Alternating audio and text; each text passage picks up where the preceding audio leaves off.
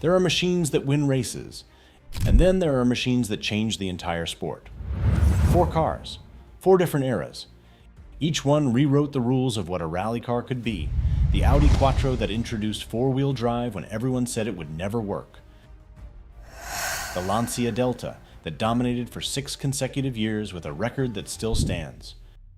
The Peugeot 205 T16 that proved mid-engine could beat everything. And the Subaru Impreza that became the people's champion.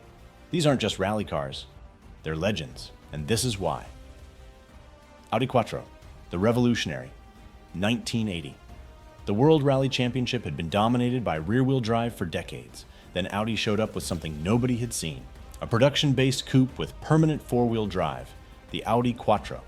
Everyone laughed, too heavy. 4-wheel drive is unnecessary. It'll never work on tarmac.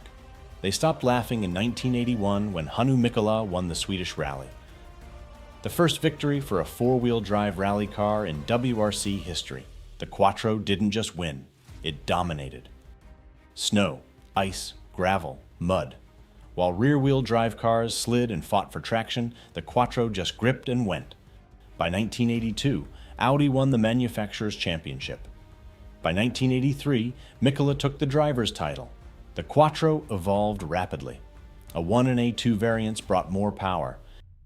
Then came the Sport Quattro S1 with its shorter wheelbase and massive box arches. Finally, the S1 E2 pushing over 500 horsepower in Group B. That E2 was a monster. Big wing, huge splitter, aggressive wide body. Driven by Stig Blomqvist, Walter Röhrl, and Michelle Mouton, the first woman to win a WRC rally, the Quattro secured 2 manufacturers' titles and 2 drivers' championships. But more importantly, it forced every competitor to follow. After the Quattro, rear-wheel drive was obsolete. The Quattro didn't just win rallies, it changed the formula.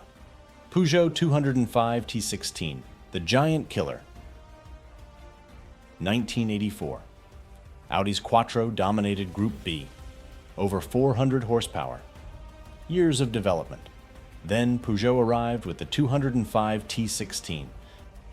The T16 looked like a standard 205 hatchback. But underneath, it was a purpose-built weapon. Mid-engine layout, tubular space frame, turbo inline-4 making 350 horsepower in street trim, over 450 in competition. Small, light, vicious, and in Ari Vatanen's hands, immediately fast. The T16's debut at 1984 Tour de Corse ended in a crash, but Audi's dominance was over. 1985. Timo Salonen in the 205 T16 won the Drivers' Championship. Peugeot crushed Audi. The T16 wasn't just fast. It was agile in ways the front-engine Quattro couldn't match. On twisty stages, untouchable. 1986. Evolution 2 version. More power, better aero. Juha Kankkunen took the driver's title. The 205 T16 won 16 WRC rallies in 3 years. You didn't need to be biggest. You needed to be smartest. The T16 became a symbol of an era that burned too bright and ended too soon. But in those 3 years, it was the benchmark. Lancia Delta, Integrale, the dynasty. When Group B ended in 1986, the World Rally Championship shifted to Group A. Production-based cars, 5,000 units minimum. 300 horsepower maximum, more safety, less spectacle. Most manufacturers struggled with the transition. Lancia didn't.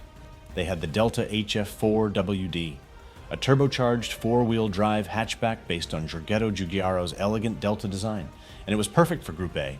1987, the Delta won 9 of 13 rallies. Juha Kankkunen took the Drivers' Championship, Lancia took manufacturers, and a dynasty began. 1988, the Delta HF Integrale 8V debuted. More power, better aerodynamics, wider arches. Miki Biashin won the driver's title.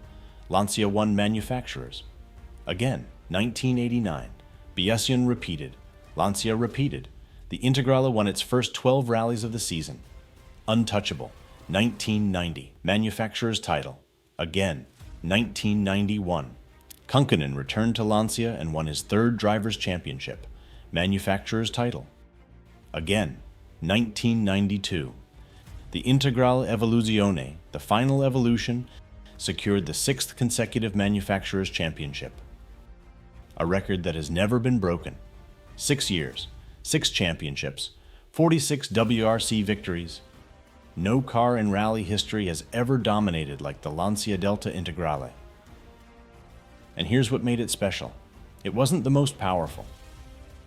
Toyota and Mitsubishi had more horsepower by the early 1990s. It wasn't the most advanced. The electronics were relatively simple, but it was reliable. It was balanced. It was engineered to perfection. Drivers like Didier Auriol, Marco Allen, and even Carlos Sainz could push it to the absolute limit and it wouldn't break. The Delta Integrale is the most successful rally car ever made, not because it was the fastest, but because it won more than anything else. Consistently, dominantly, for 6 straight years. When Lancia finally withdrew from WRC at the end of 1992, they left a gap that took years to fill. The Delta Integrale wasn't just a champion, it was an era. Subaru Impreza, the people's champion. 1993. Lancia had withdrawn. Toyota and Mitsubishi were the new powers. And then Subaru showed up with a car that would become a cultural icon. The Impreza WRX, a turbocharged boxer engine, symmetrical 4-wheel drive, a rally-bred chassis wrapped in a practical sedan body that anyone could buy at a dealership. Colin McRae made it a legend. 1995. McRae became the youngest ever WRC champion at age 27, driving the Subaru Impreza 555. Aggressive, fearless, sideways through every corner. The Impreza became synonymous with spectacular driving, that iconic blue and gold livery, the boxer rumble, the huge rear wing. The Impreza wasn't just winning rallies, it was winning hearts. Subaru took 3 manufacturers' championships in 1995, 1996, and 1997. McRae, Richard Burns, and Petter Solberg all won drivers' titles in the Impreza. But more than the championships, the Impreza did something no other rally car had done. It created a fan base that went beyond motorsport. People who had never watched a rally bought Imprezas, modified them, built them into street-legal rally replicas.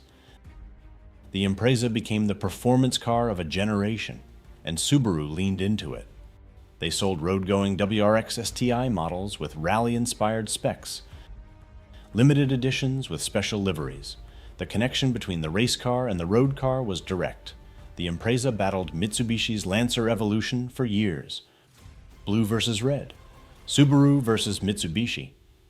One of the greatest rivalries in rally history. Even after McRae left, the Impreza remained competitive into the 2000s. Solberg took the 2003 title. The car evolved through multiple generations, each one carrying the legacy forward. The Impreza proved you could be a rally legend and a people's car at the same time. It wasn't exotic, it wasn't unobtainable. It was a car you could buy, drive daily, and dream about taking to the stages. 4 cars, 4 different approaches to rally dominance. The Audi Quattro that proved 4-wheel drive was the future and forced everyone else to follow. The Peugeot 205 T16 that showed mid-engine lightweight aggression could beat anything. Even if only for 3 brilliant years. The Lancia Delta Integrale that turned Group A into a 6-year dynasty and set a record that still stands. And the Subaru Impreza that became more than a rally car. It became a movement, a generation's performance icon. These machines didn't just win. They changed what winning looked like. They pushed technology. They inspired competitors. They created legacies that outlived their racing careers. And decades later, they're still the names people remember when they think about the golden age of rallying. Legends aren't built in a season. They're built over years of dominance, innovation, and moments that make people stop and say, that's the one. These 4 cars are those legends. And rally will never be the same because they existed